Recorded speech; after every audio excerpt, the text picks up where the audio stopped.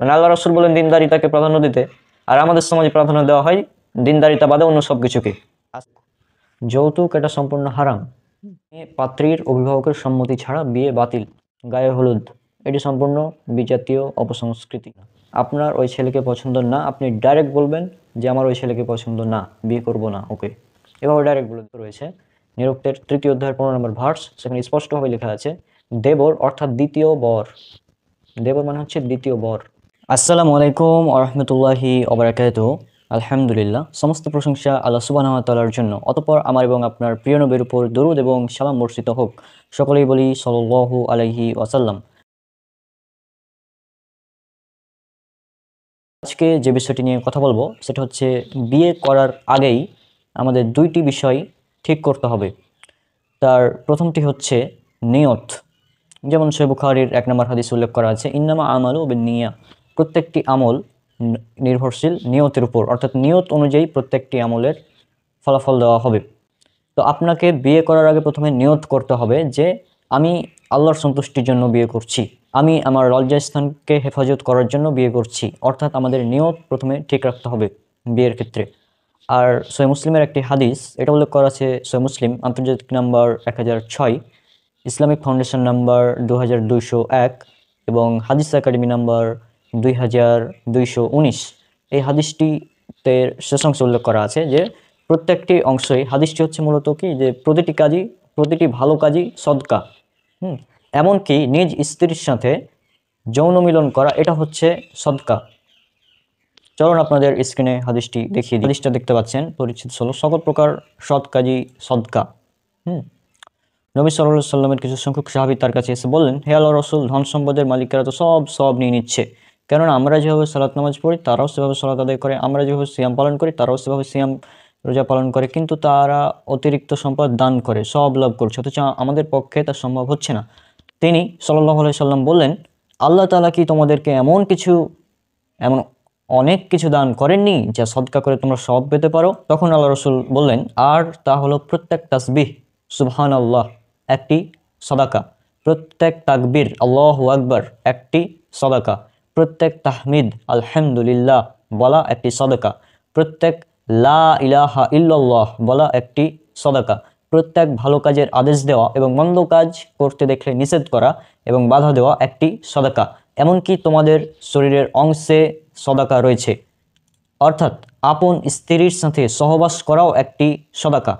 সাহাবীগণ বললেন, হে আল্লাহর রাসূল, আমাদের কেউ তার কাম প্রবৃত্তিকে চরিতার্থ করবে বৈধ পথে, আর এতেও কি তার সব হবে?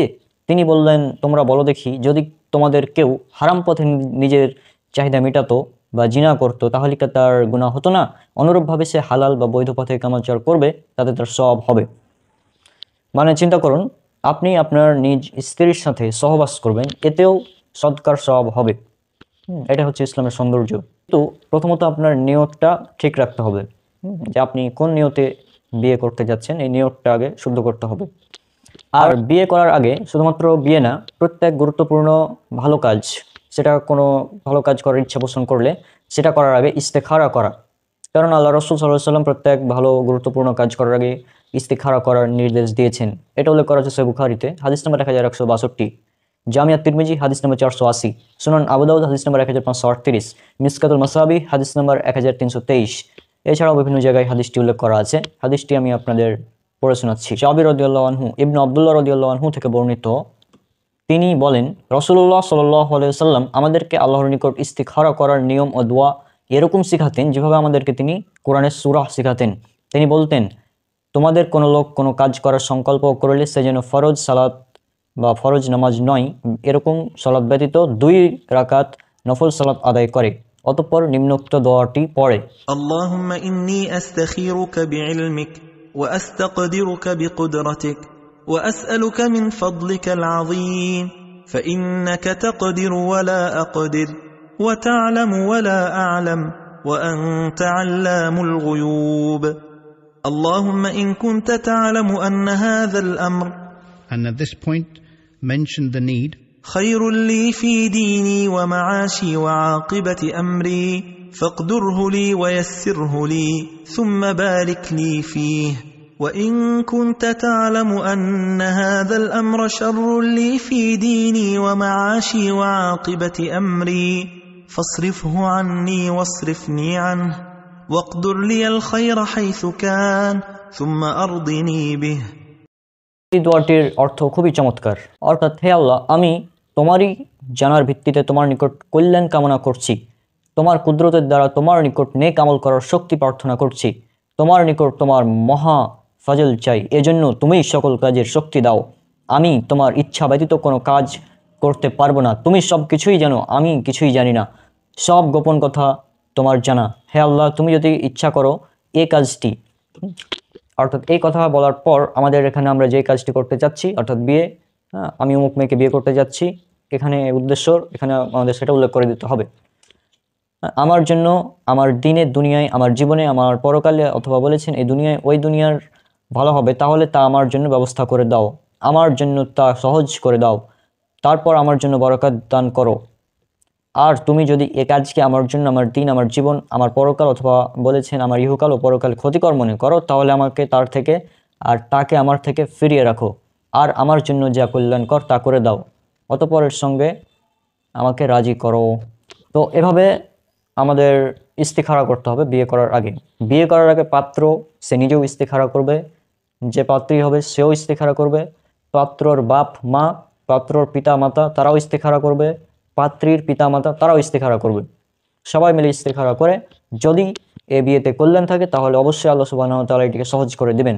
আর যদি এখানে কল্যাণ না থাকে তাহলে এ বিয়ে হবে না।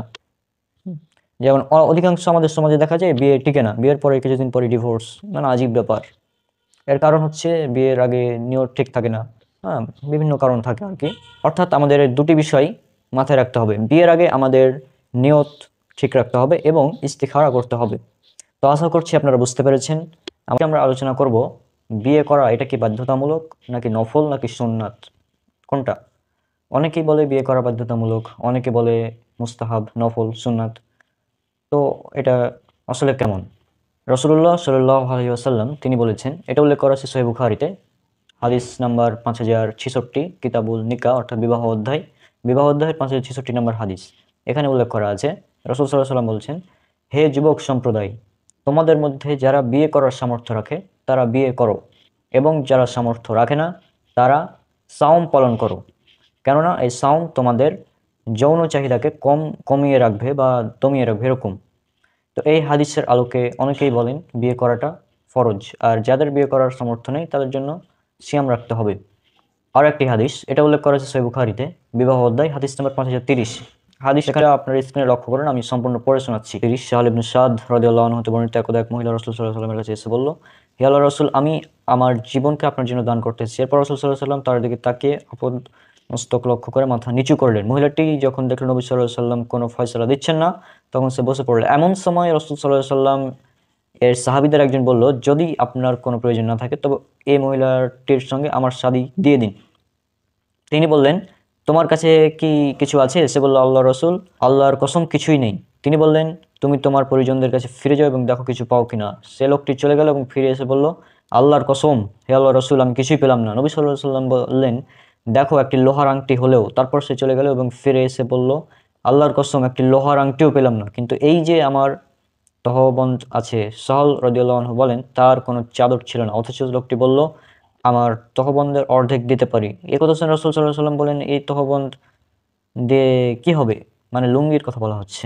যদি তুমি পরিধান করো তাহলে মহিলাটির কোনো আবরণ থাকবে না, আর যদি সে পরিধান করে তোমার কোনো আবরণ থাকবে না। লোকটি বসে পড়লো, অনেকক্ষণ সে বসে থাকলো, এরপর উঠে দাঁড়ালো। রাসূল সাল্লাল্লাহু আলাইহি ওয়াসাল্লাম তাকে ফিরে যেতে দেখে ডেকে আনলেন। যখন সে ফিরে আসলো, নবী সাল্লাল্লাহু আলাইহি ওয়াসাল্লাম তাকে জিজ্ঞাসা করলেন, তোমার কোরআনের কতটুকু মুখস্থ আছে? সে বলল, অমুক অমুক সূরা মুখস্থ আছে। সেমনিভাবে একে একে উল্লেখ করতে থাকলো। তখন নবী সাল্লাল্লাহু আলাইহি ওয়াসাল্লাম জিজ্ঞেস করলেন, তুমি কি সকল সূরা মুখস্থ তিলাওয়াত করতে পারো? উত্তরে সে বলল, হ্যাঁ। তখন নবী সাল্লাল্লাহু আলাইহি ওয়াসাল্লাম বলেন, যাও, তুমি যে পরিমাণ কোরআন মুখস্থ রেখেছো তার বিনিময়ে এই মহিলাটির সঙ্গে তোমার বিবাহ দিলাম। এটা সহিহ মুসলিমেও আছে, হাদিস নাম্বার 1425, এবং মুসনাদ আহমদ 22613। সহিহ বুখারী হাদিস নাম্বার ইসলামিক ফাউন্ডেশনের 4660, তাওহীদ পাবলিকেশন হাদিস একাডেমি 5030। তাহলে এই হাদিসের আলোকে, এবং আরো একটি যেটা হাদিস বললাম 5066 নম্বর হাদিস, এই হাদিসের আলোকে বলা হয় বিয়ে করাটা ফরজ। তবে তার মানে এই না, যার মনে করেন জৈবিক চাহিদা নাই, তার জন্য বিয়ে করা ফরজ নয়, মুবাহ মুস্তাহাব বা যে কোনো একটা হতে পারে। কিন্তু যে বিয়ে না করলে ব্যভিচারে বা অন্য কোনো খারাপ কাজে লিপ্ত হওয়ার আশঙ্কা থাকে, তার জন্য বিয়ে করাটা হচ্ছে ফরজ। এভাবেই যেমন ডক্টর জাকির নায়েক স্যার তার একটি ভিডিওতে বলেছিলেন যে এই হাদিসগুলোর আলোকে বিয়ে করাটা হচ্ছে ফরজ বা বাধ্যতামূলক ইসলামে, এবং আমিও এটাই মনে করি ইসলামে বিয়ে করাটা বাধ্যতামূলক, এবং এটা ইমাম শাফি রাহিমাহুল্লাহর মত, মেবি আমার যতদূর জানা আছে। তো আজকের আলোচনা এতটুকুই ছিল। আজকের আলোচনা শুধু এটুকু বললাম যে বিয়ে করাটা কি আসলে বাধ্যতামূলক কি না। বাধ্যতামূলক।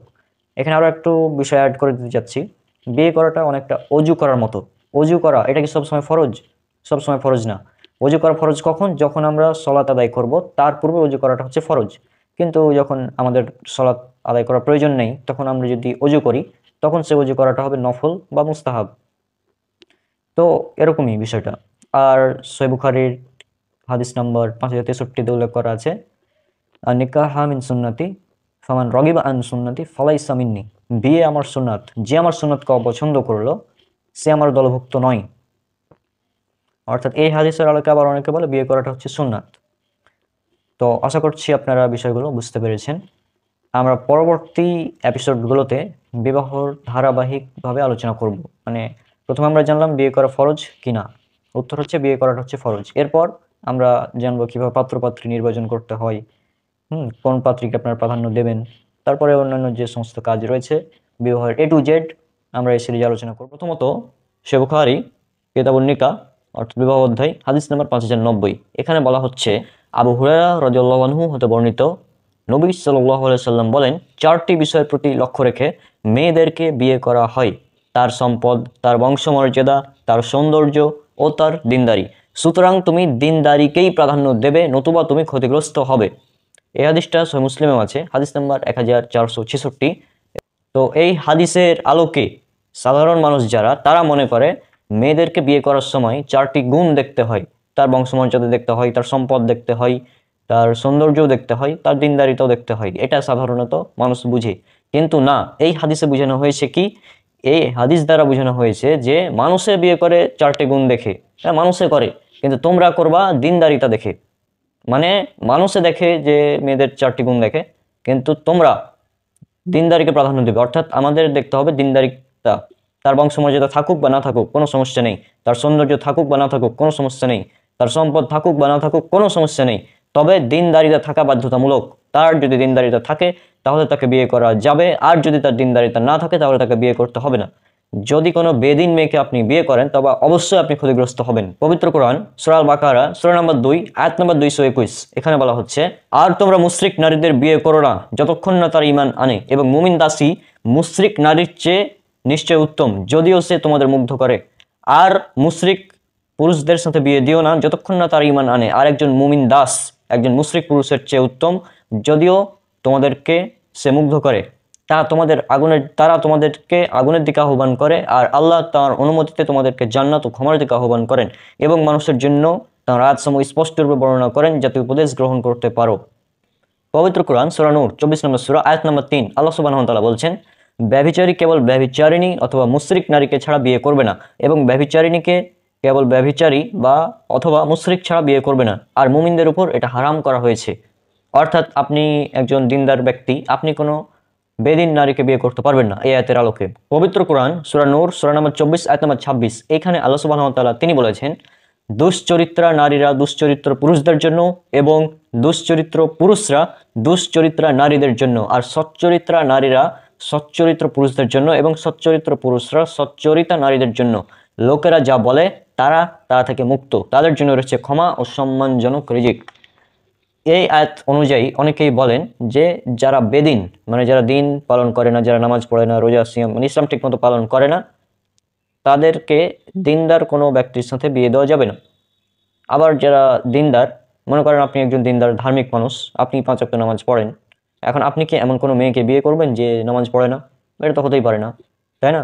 আবার আপনি একজন ধার্মিক মহিলা, আপনি নিয়মিত পর্দা করেন, নামাজ রোজা সিয়াম মানে ইসলাম ভালো মতো পালন করেন, আপনি কি একজন বেনামাজি ছেলেকে বিয়ে করবেন? অবশ্যই করবেন না। তো এটা এই আয়াত দ্বারা আমরা বুঝতে পারি, এবং এই হাদিসের আলোকে। আর এই জন্যই আল্লাহ রাসূল সাল্লাল্লাহু আলাইহি ওয়াসাল্লাম তিনি দিনদারিতাকে প্রাধান্য দিতে বলেছেন বিয়ের ক্ষেত্রে। ছেলেও দিনদার, মেয়েও দিনদার হতে হবে। আরও একটি হাদিস আমরা উল্লেখ করব। এই হাদিসটা উল্লেখ করা হচ্ছে জামিয়াত তিরমিজি হাদিস নম্বর 1084, ইবনে মাজা হাদিস নম্বর 1967, এবং এই হাদিসের সনদকে ইমাম নাসিরউদ্দিন আলবানী রাহিমাহুল্লাহ তিনি তার সিলসিলা সহিহা এর 1022 নম্বর হাদিসের আলোকে হাসান বলেছেন, এবং শেখ জুবাইর আলী জাই রাহিমাহুল্লাহ তিনি জয়ীব বলেছেন এই হাদিসকে। তো এই হাদিসে যেটা উল্লেখ করা হচ্ছে সেটা হচ্ছে এটা যে আবু হুরায়রা রাদিয়াল্লাহু আনহু থেকে বর্ণিত আছে, তিনি বলেন রাসূলুল্লাহ সাল্লাল্লাহু আলাইহি সাল্লাম বলেছেন, তোমরা যে ব্যক্তির দিনদারি ও নৈতিক চরিত্রে সন্তুষ্ট আছো তোমাদের নিকট সে ব্যক্তি বিয়ের প্রস্তাব করলে তবে তার সাথে বিয়ে দাও, তা যদি না করো তাহলে পৃথিবীতে ফিতনা ফাসাদ ও চরম বিপর্যয় সৃষ্টি হবে। আপনার একটি মেয়ে আছে, আপনি আপনার মেয়ের বিয়ে দিতে যাচ্ছেন, তো এমন একজন ছেলে পেয়েছেন যে দিনদার, কিন্তু তার আয় রোজগার হয়তো কম, সে হয়তো অত ধনী না, ধন সম্পদ তার নেই, তবে তার দিনদারিটা আছে, সে দিনদার। তো দিনদার ছেলেকে যদি আপনি পেয়ে যান তাহলে আল্লাহ রাসূল বলছেন তাকে বিয়ে দিয়ে দাও। যদিও এই হাদিসের সনদ নিয়ে ইখতিলাফ আছে, তারপরেও তাকে বিয়ে দিয়ে দাও, যদি না দাও তাহলে ফিতনা ফাসাদ তৈরি হবে। আর বিয়ের ক্ষেত্রে আমাদের সমাজে সবচেয়ে বেশি যেটা মানুষ দেখে বর্তমানে, মেয়েদেরকে যখন বিয়ে দিতে যাই তখন জিজ্ঞাসা করে ছেলে কি করে, ছেলে নামাজ পড়ে কি না পড়ে এগুলো দেখার দরকারই নাই। ছেলের ইনকাম কত, সে কিভাবে ইনকাম করে, হালাল না হারাম এটাও দেখার দরকার নেই, মানে আমাদের সমাজে এটা হয় আর কি। তারপর মানে এই বিষয়গুলো আসলে তারা গুরুত্ব দেয় না, মানে সবকিছু দেখার পর দিনদারিটা থাকলেও বিয়ে দিবে, না থাকলেও বিয়ে দিবে, এরকম অবস্থা। মানে আজীব ব্যাপার, মানে আল্লাহ রাসূল বলেন দিনদারিতাকে প্রাধান্য দিতে, আর আমাদের সমাজে প্রাধান্য দেওয়া হয় দিনদারিতা বাদে অন্য সব কিছুকে। তো আশা করছি আপনারা বিষয়গুলো বুঝতে পারছেন যে আমাদের অবশ্যই ছেলে এবং মেয়ে উভয়কেই পাত্রপাত্রী নির্বাচনের জন্য প্রাধান্য দিতে হবে দিনদারিতাকে। সৌন্দর্য পরে, বংশমর্যাদা পরে, এবং তার সম্পদ এগুলো পরে। আচ্ছা, দিনদারিতা এর মান হচ্ছে 1, এবং সৌন্দর্য, বংশমর্যাদা এবং সম্পদ এগুলো সব 0 করে। দিনদারিতার ক্ষেত্রে আমি প্রথমে 1 ধরলাম, এর সাথে যদি সৌন্দর্য হয় তাহলে 1 এর পাশে 0 10, এরপর যদি বংশমর্যাদা থাকে তাহলে আর একটি 0 100, এরপর যদি সম্পদ থাকে তাহলে আরও একটি 0 1000। কিন্তু যদি তার সব কিছু থাকে কিন্তু দিনদারিতা না থাকে তাহলে তার ভ্যালু 0। সুতরাং আপনারা বুঝতেই পারছেন আমি কি বোঝাতে চাইলাম। তো আজকে আমরা বিদায় নিচ্ছি, করব বিয়ের পূর্বে একে অপরকে দেখে নেওয়া, অর্থাৎ পাত্র পাত্রী তারা একে অপরকে দেখে নিবে, এই ব্যাপারে আলোচনা করব। তো এই ব্যাপারে সর্বপ্রথম যে হাদিসটা আমরা উল্লেখ করব সে হাদিসটি আপনারা পাবেন মিসকাতে, উল্লেখ করা আছে 3107, মিসকাত হাদিস নাম্বার 3107, ইবনু মাজা হাদিস নাম্বার 1865, তিরমিজি হাদিস নাম্বার 1087। এই হাদিসে কি বলা হচ্ছে আমরা সেটা দেখিনি। মুগিরা ইবনু সুবা রাদিয়াল্লাহু আনহু হতে বর্ণিত, তিনি বলেন আমি জনৈকা নারীকে বিয়ের প্রস্তাব দিয়েছিলাম। এতে রাসূলুল্লাহ সাল্লাল্লাহু আলাইহি সাল্লাম আমাকে জিজ্ঞেস করলেন যে তুমি কি তাকে দেখেছো? আমি বললাম না দেখিনি। তখন তিনি সাল্লাল্লাহু আলাইহি সাল্লাম বললেন তুমি তাকে দেখে নাও, কেননা এই দেখা তোমাদের মাঝে বৈবাহিক সম্পর্ক, প্রণয়, ভালোবাসার জন্ম দিবে। তো এ হচ্ছে একটি হাদিস যেখানে থেকে বোঝা যায় যে বিয়ের পূর্বে পাত্রপাত্রী তারা একে অপরকে দেখে নিবে, এটাই সুন্নাহ এবং এটাই করা উচিত। কারণ যদি একে অপরকে আপনারা দেখে নেন তাহলে আপনাদের মধ্যে ভালোবাসা বৃদ্ধি পাবে, এভাবেই কথাটি উল্লেখ করা হয়েছে হাদিসে। তবে হ্যাঁ, এখানে দেখার ক্ষেত্রে আবার কিছু ব্যাপার আছে, যে আপনি তাকে দেখতে গেলেন তার মানে এই না যে একদম নীরবে একাকী একসাথে দেখবেন, মানে দুজন এক রুমে দেখবেন বিয়ের আগে, এটা না। একজন মাহরাম উপস্থিত থাকবে, মাহরামের উপস্থিতিতে একে অপরকে দেখবেন, এটাই জায়েজ। কিন্তু একাকী বা নীরবে যদি দেখেন তাহলে সেটা কিন্তু আর জায়েজ হবে না। কেননা সহিহুল বুখারী হাদিস নাম্বার 3006, মিসকাত হাদিস নাম্বার 1118, তিরমিজি হাদিস নাম্বার 1171 এবং 2165, এখানে উল্লেখ করা আছে রাসূল সাল্লাল্লাহু আলাইহি ওয়াসাল্লাম তিনি বলেছেন যখন কোনো পুরুষ এবং মহিলা একত্রে মিলিত হয় মানে নিঃসঙ্গে, তখন তৃতীয় ব্যক্তি উপস্থিত হয়, আর সেই তৃতীয় ব্যক্তি হচ্ছে শয়তান। তাহলে আপনারা একে অপরকে দেখবেন, তবে নীরবে না, নিঃসঙ্গভাবে না, কোনো মাহরাম থাকবে পাশে, হয়তো মেয়েটির বাবা থাকতে পারে বা মা থাকতে পারে বা বড় ভাই থাকতে পারে, সেই হিসাবে সে থাকবে এবং তার সাথে আপনি একাকী দেখা করতে পারেন এবং কথা বলতে পারেন, সমস্যা নেই। এটা বিবাহের পূর্বে করাটা জায়েজ। আর আরও একটা বিষয় উল্লেখ করে দিই, মিসকাত হাদিস নাম্বার 3102, সহিহ বুখারী হাদিস নাম্বার 5232 এবং সহিহ মুসলিম হাদিস নাম্বার 2172, এখানে উল্লেখ করা আছে আল্লাহ রাসূল তিনি বলছেন যে তোমরা নারীদের নিকট একাকী যাওয়া থেকে বিরত থাকো। তখন একজন সাহাবী প্রশ্ন করলেন, জিজ্ঞাসা করলেন যে ইয়া রাসূলুল্লাহ, দেবর সম্পর্কে আপনার মতামত কি? তখন আল্লাহ রাসূল বললেন যে দেবর হচ্ছে মৃত্যুতুল্য, মৃত্যু সমতুল্য। কিন্তু আমাদের সমাজে দেখা যায় যে বিয়ের জন্য একটি মেয়ে পছন্দ হয়েছে, তাকে দেখতে গিয়েছে, তো সে এবং তার ভাই দুজন, মানে তার ছোট ভাই দুজন মিলে গিয়ে দেখছে, হ্যাঁ, বা বড় ভাই বা সে দুজন মিলে গিয়ে দেখছে সেই মেয়েকে, তো এভাবে দেখাটা জায়েজ নয়। আশা করছি আপনারা বুঝতে পেরেছেন। কারণ দেবর বা ভাবির সম্পর্ক এটা হচ্ছে মৃত্যুর সমতুল্য, কিন্তু আমাদের সমাজে এটা আজীব ব্যাপার, মানে এটাকে স্বাভাবিকভাবে দেখা হয়। আর এই দেবর এই শব্দটি মূলত হিন্দু ধর্মগ্রন্থ থেকে এসেছে। হিন্দু ধর্মগ্রন্থের ঋগ্বেদের ব্যাখ্যা গ্রন্থ নিরুক্ত রয়েছে, নিরুক্তের 3য় অধ্যায়ের 15 নম্বর ভার্স, সেখানে স্পষ্টভাবে লেখা আছে দেবর অর্থাৎ দ্বিতীয় বর। দেবর মানে হচ্ছে দ্বিতীয় বর। তো এইরকম শব্দগুলো ব্যবহার করা থেকে আমাদের বিরত থাকা উচিত।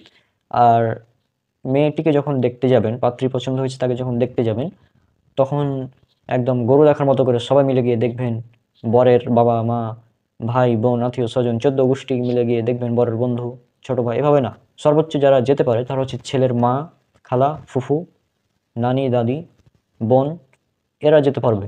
কিন্তু যারা ছেলের মাহারাম, অর্থাৎ ছেলের যারা মাহারাম, তারা শুধু যেতে পারবে বিয়েতে মেয়েকে দেখতে। এছাড়া যারা নন মাহারাম তারা কিন্তু যেতে পারবে না। যেমন ছেলের বাবা, সেও যেতে পারবে না, বিয়ের আগে মেয়েকে দেখতে পারবে না। ছেলের ছোট ভাই, বড় ভাই, তারাও দেখতে পারবে না। তো এই বিষয়গুলো আমাদের খেয়াল রাখতে হবে। আশা করছি আপনারা বুঝতে পেরেছেন। আজকের ভিডিও এর ক্ষেত্রে কুমারী মেয়েকে প্রাধান্য দেওয়া এ বিষয়ে হাদিস উল্লেখ করা আছে মিসকাতে, হাদিস নম্বর 3092, এবং এটা আপনারা পেয়ে যাবেন সহিহুল জামি হাদিস নম্বর 2939, এবং পেয়ে যাবেন ইবনে মাজাহ হাদিস নম্বর 1861-তে। হাদিসটিতে উল্লেখ করা হচ্ছে আব্দুর রহমান ইবনু সালিম ইবনু উতাইবা ইবনু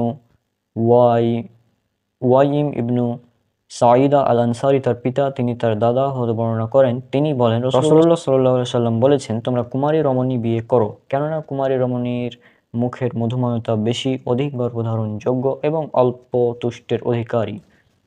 এক্ষেত্রে বলে রাখা ভালো, এই হাদিসের আলোকে অনেকে বলেন যে বিয়ের ক্ষেত্রে কুমারী মেয়েকে প্রাধান্য দেওয়া উচিত।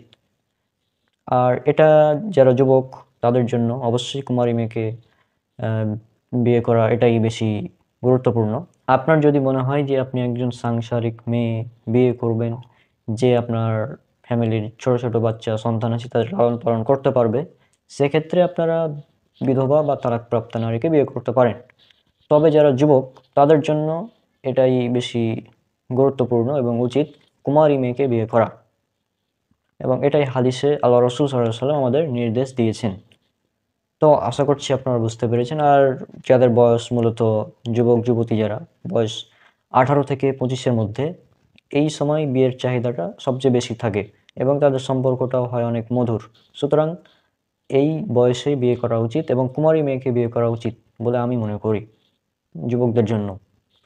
তো আজ বিয়ের ক্ষেত্রে ছেলে এবং মেয়ে, অর্থাৎ পাত্র এবং পাত্রী, একে অপরকে পছন্দ হওয়া, এই সম্পর্কে আপনি আপনার মেয়ের জন্য পাত্র খুঁজছেন, খুব ভালো একজন পাত্র পেয়েছেন, কিন্তু আপনার মেয়ের সে পাত্রকে পছন্দ না, সে হয়তো লজ্জায় বলতে পারছে না, যা হোক তার পছন্দ না, কিন্তু সে বলছে না, জি না, এটা করা যাবে না। আপনার ওই ছেলেকে পছন্দ না, আপনি ডাইরেক্ট বলবেন যে আমার ওই ছেলেকে পছন্দ না, বিয়ে করব না ওকে, এভাবে ডাইরেক্ট বলে দেবেন। আবার একইভাবে হয়তো আপনার পিতামাতা কোনো আপনার জন্য মেয়ে পছন্দ করেছেন, কিন্তু আপনার সে মেয়েকে পছন্দ না, তখনও আপনি ডাইরেক্ট বলে দেবেন যে এই মেয়েকে আমার পছন্দ না। নিজে বলতে না পারলে বন্ধুদেরকে দিয়ে বলাবেন, বান্ধবীদেরকে দিয়ে বলাবেন, মাকে বলবেন, খালাকে বলবেন, ইত্যাদি বিভিন্ন আত্মীয় স্বজনকে দিয়ে বলাবেন যদি নিজে লজ্জাবোধ করেন। আর এক্ষেত্রে হাদিস উল্লেখ করা আছে কুমারী নারীকে তার অনুমতি ছাড়া বিবাহ দেওয়া যাবে না। মিসকাত হাদিস নাম্বার 3126, সহিহুল বুখারী হাদিস নাম্বার 5136, 6968, সহিহ মুসলিম 1419, এবং আবু দাউদের 2092, এবং তিরমিজির 1107, ইবনে মাজাহ 1871। এছাড়াও আছে বিভিন্ন জায়গায় উল্লেখ করা আছে হাদিসটা আমি মিসকাত থেকে পড়ে শোনাচ্ছি।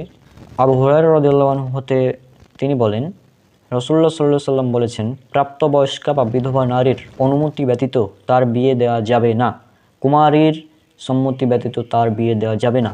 তারা উপস্থিত অর্থাৎ সাহাবায়ে কেরাম জিজ্ঞাসা করলেন, হে আল্লাহর রাসূল সাল্লাল্লাহু আলাইহি ওয়াসাল্লাম, কুমারীর সম্মতি কিরূপ হবে? উত্তরে তিনি সাল্লাল্লাহু আলাইহি ওয়াসাল্লাম বললেন, তার নিরাপত্তায় বিয়ের সম্মতি। তার মানে আমরা এই হাদিস থেকে বুঝলাম, আপনি আপনার মেয়েকে যখন বিয়ে দিবেন, যে বলবেন আমি অমুক ছেলের সাথে তোমার বিয়ে দিতে যাচ্ছি, তখন আপনার মেয়ে যদি চুপ থাকে তাহলে বুঝবেন যে এটা তার সম্মতি, বা সে যদি ডিরেক্ট বলে হ্যাঁ এটাও তার সম্মতি, কিন্তু সে যদি ডিরেক্ট বলে যে না আমার ওই ছেলেকে পছন্দ না, তাহলে বিয়ে দেওয়া যাবে না। এটাই মাথায় রাখতে হবে। একইভাবে ছেলেদের ক্ষেত্রেও একই ব্যাপার, আপনাকে জোর করে কেউ বিয়ে হয় না, কারণ বিয়েটা হচ্ছে ওই ছেলে এবং ওই মেয়ের মধ্যে, ওরা সংসার করবে। তার মানে এই না যে তাদেরকে জোর করে আপনারা বিয়ে দেবেন, এটা সম্ভব না। তো এই ব্যাপারগুলো মাথায় রাখতে হবে। আর বিয়ের ক্ষেত্রে অবশ্যই ছেলে এবং মেয়ে উভয়ের সম্মতি থাকা বাধ্যতামূলক, না থাকলে বিয়ে হবে না, বা বিয়ে হলেও পরবর্তীতে ঝামেলা হবে, যেটা আপনারা বুঝতেই পারেন। তো আশা করছি বিষয়টি আপনারা বুঝতে পেরেছেন। অভিভাবকের সম্মতি, বিয়ের ক্ষেত্রে মেয়ের অভিভাবকের সম্মতি লাগবে, বিশেষ করে মেয়ে পাত্রীর অভিভাবকের সম্মতি ছাড়া বিয়ে বাতিল। হ্যাঁ, এই ব্যাপারটা নিয়ে আজকে আমরা আলোচনা করব।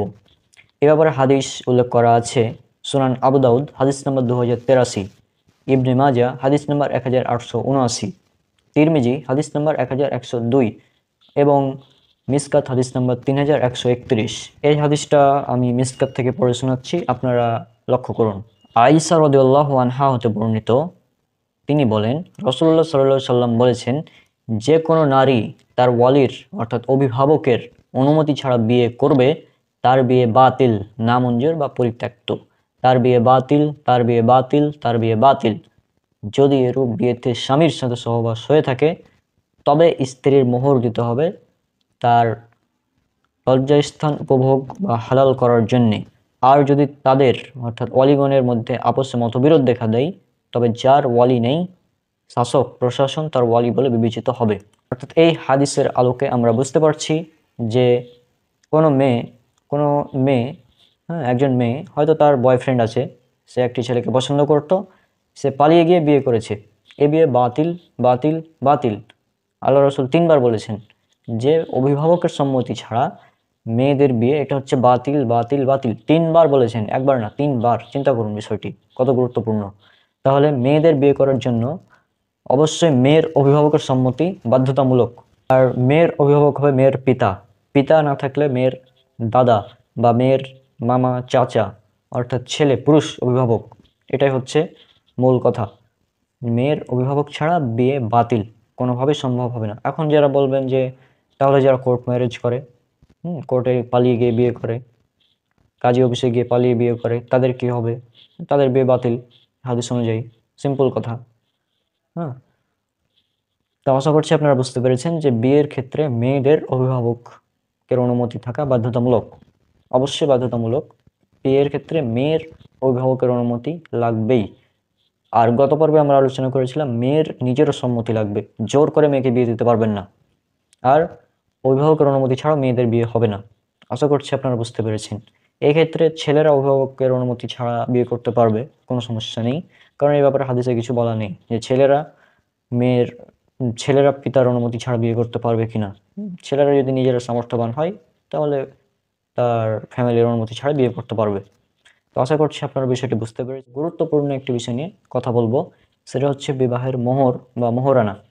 মোহরানা নির্ধারণ আমাদের সমাজে বিয়ের ক্ষেত্রে অনেক বেশি মোহর নির্ধারণ করা হয়।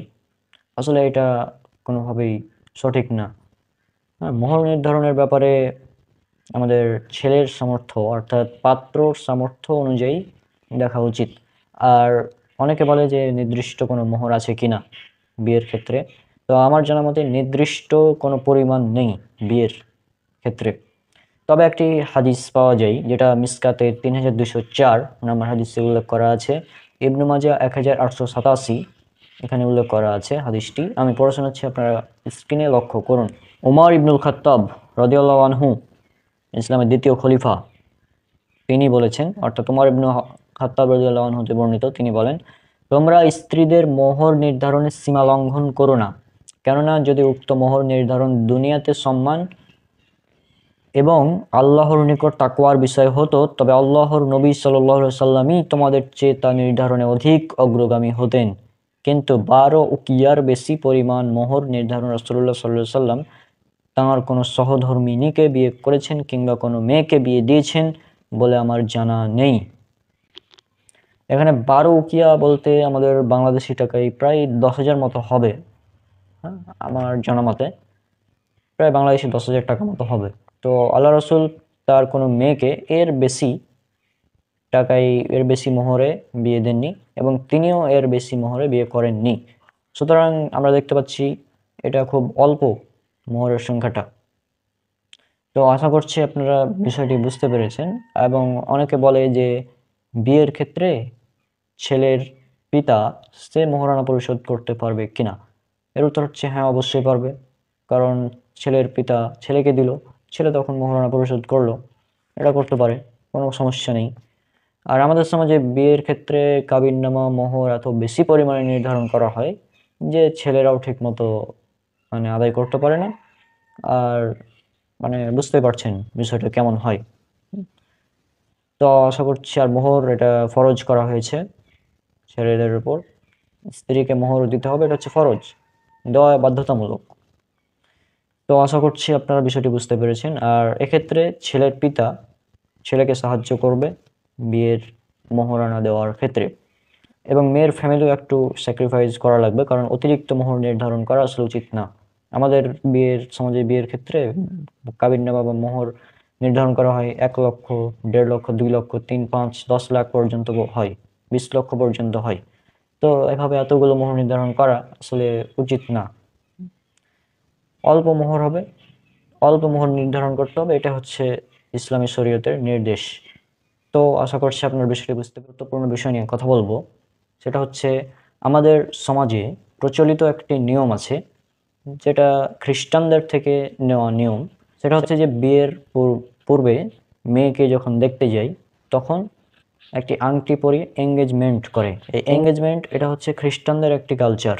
আর রাসূল সাল্লাল্লাহু আলাইহি সাল্লাম তিনি বলেছেন, এটা উল্লেখ করা আছে সুনান আবু দাউদে, হাদিস নাম্বার 4031, যে ব্যক্তি বিজাতীয়দের সংস্কৃতি অনুসরণ করবে সে তাদেরই অন্তর্ভুক্ত। তাহলে এই ব্যাপার থেকে আমাদের সাবধান থাকতে হবে, এই এঙ্গেজমেন্ট করা যাবে না। এবং এই এঙ্গেজমেন্ট করার পর তারা যেটা করে, ছেলে এবং মেয়ে এখনো বিয়ে হয়নি, হ্যাঁ, কিন্তু তারা একে অপরের সাথে কথা বলে, ভিডিও কলে কথা বলে, একে অপরে ঘুরতে যায়, হ্যাঁ, বিভিন্ন রেস্টুরেন্টে ঘুরে বেড়ায়, বিয়ের আগেই এগুলো চলে। হ্যাঁ, এগুলো আসলে পুরোটাই একটি অপসংস্কৃতি এবং নোংরা একটি সংস্কৃতি, এবং এটা কখনো ইসলাম সাপোর্ট করে না, এই এঙ্গেজমেন্টের যে সিস্টেম এটা। তো এটা ছিল একটি পয়েন্ট, বিয়ের আগে যে এঙ্গেজমেন্ট করা, তারপর বিয়ের আগে একে অপরে একসাথে ঘুরে বেড়ানো, এটা সম্পূর্ণ অবৈধ, হারাম কাজ। তিরমিজির 1171 এবং 2165 নম্বর হাদিসে উল্লেখ করা আছে যে রাসূল সাল্লাল্লাহু আলাইহি ওয়াসাল্লাম তিনি বলেছেন যে একজন স্ত্রী লোকের সাথে একজন পুরুষ একাকী থাকলে তাদের মধ্যে শয়তান তৃতীয় ব্যক্তি হিসেবে যোগ দেয়। এটা হচ্ছে বিবাহের পূর্বে যখন আপনারা একে অপরে ঘোরাঘুরি করবেন, মেলামেশা করবেন, হ্যাঁ, তখন অবশ্যই তৃতীয় ব্যক্তি শয়তান সেখানে উপস্থিত হবে। তো এই বিষয়গুলো মাথায় রাখতে হবে। আর এভাবে বিয়ের আগে একে অপরের সাথে দেখা সাক্ষাৎ করা, ঘুরে বেড়ানো, এগুলো কোনোভাবেই জায়েজ নয়। আশা করছি আপনার বিষয়টি বুঝতে পেরেছেন। বিয়েতে আরও অনেক ধরনের অপসংস্কৃতি আছে, এগুলো আমরা ধীরে ধীরে বর্ণনা করব ইনশাল্লাহ।